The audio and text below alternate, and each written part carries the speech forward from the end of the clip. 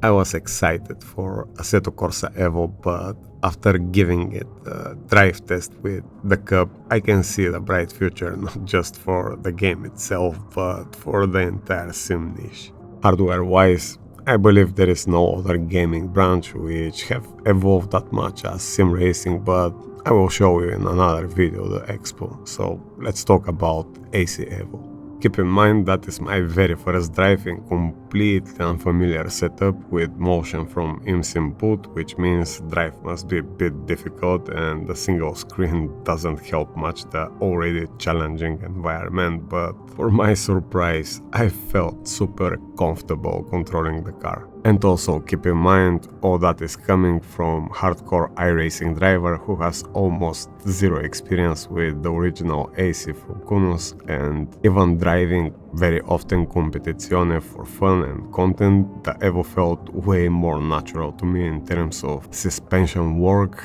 tire load and chassis behavior. That particular car handled the curbs properly, the rotation order braking and acceleration felt very natural, and the loss of grip and gaining control from aggressive angle is very realistic. One of the things I saw immediately was the almost perfect sync between the real and the virtual wheel, which is not the same for other games, and correct me if I am wrong, but if the animation of the sim is so quick and responsive, that must help enormously the handling of the car and must be a huge part of the incredible connection I felt with the road. It is way too early to judge the sim from single car and track, but for me this is the best experience I ever had with Porsche Cup in terms of chassis behavior. Pointing the car with a bit aggressive weight transfer and actually creating rotation going in felt very sweet, and at the same time, if I didn't sync my movements perfectly, the understeer was quite pronounced in the feedback of the wheelbase and the motion chassis of the IMSIM rig. I still try to explain to myself why I felt so naturally connected, as usually I always need at least 10 minutes drive before my brain sync when I switch from sim to sim, and I don't think I have yet clear answer, but it's quite promising and exciting observation. In terms of braking, I did some micro locks here and there, but in general felt good for rotation control, and as I've said before, the car was mostly set, I guess, with most of the force on the front wheels, and braking a bit too much was creating mostly understeer, which is good for exhibition mode, but the feedback from both the wheel and motion was clear, as I was able to recover quickly the front of the car and save the corner with little time lost. One thing is for sure, it feels totally different from ACC and reminds me more iRacing, but just a bit easier. And when I say easier, maybe I mean more natural, but keep in mind that is my first and only test, so I really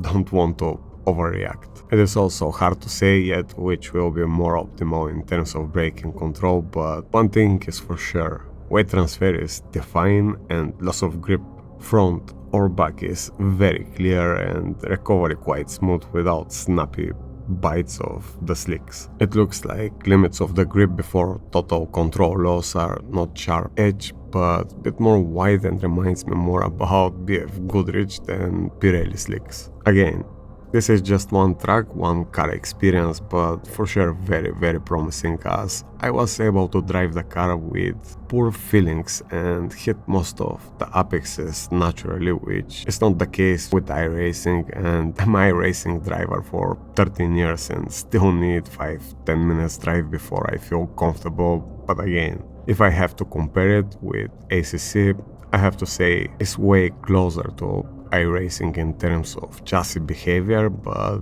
with more control beyond the edge of the grip and easier braking control. I think with that sim I will be finally able to actually go sideways with way more control, which is something I miss on iRacing. I mean, I still can drift some iRacing cars, but for 3 corners before tires totally give up and asphalt become ice. I'm sorry for the bad sound, as it was very noisy on the expo, but for my ear sounded very much as ACC, so If you like that one, you will be happy, and the graphics in those specific conditions looks absolutely gorgeous. The screenshots we saw are real, I guess, as it looks that good in the demo version. I can't comment much about the force feedback from few minutes drive, but I think the control of the car I had says enough. There was no single moment in which I was confused with the car behavior, no matter if I was overshooting the corner or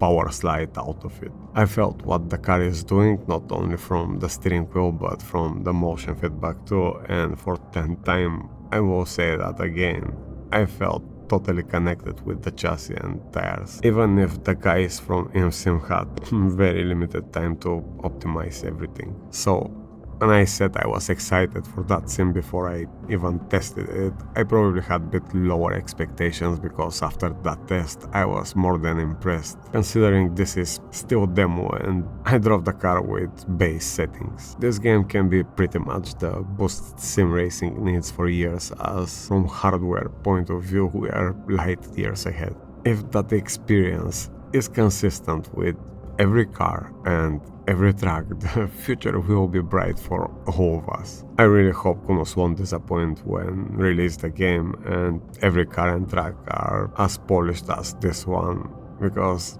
I'm sure they bring the best they have in that demo. At least we know it's possible, and I can't wait to test the full version on my rig and take the maximum from this. What exciting times ahead for all of us.